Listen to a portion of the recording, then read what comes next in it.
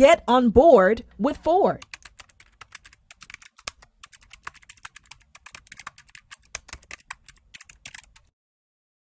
You say you have an informed opinion about what it should say. Why don't we get into that? What should it say? Well, we can start with some of the easy provisions first, and we know how we got here. Section 2107, dismissal proceedings. It talks about forfeiture, and there's two ways to remove an elected official here in the city of Detroit. One by recall and one by forfeiture. And what forfeiture says is that the city council will determine the grounds for forfeiture and make a ruling, but it doesn't define forfeiture. It doesn't say what constitutes forfeiture. So if you do A, B, and C, then you have to be removed. We don't do that. So it's vague. That can be cleared up. A second one that kind of got us here is Section 3101, city elections, how often we have to hold them.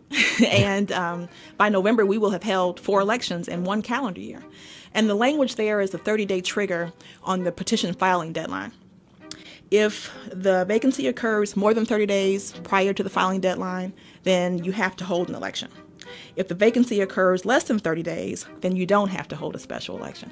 And so what we can do is we can change that trigger and input considerations such as the time left in the vacancy in the term.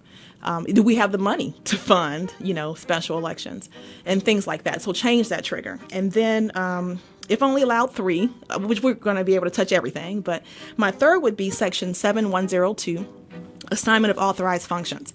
And that provides that there are 6 departments in the city that you just have to have. And that would be budget, planning, finance, law, human resources, and environmental.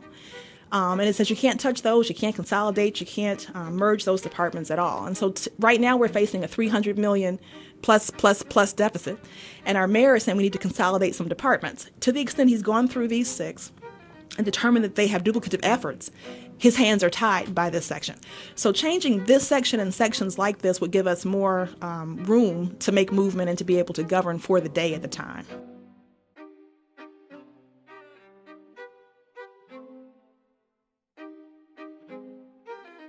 Paid for by committee to elect Jenice Mitchell Ford. I'm Jenice Mitchell Ford, and I approve this message.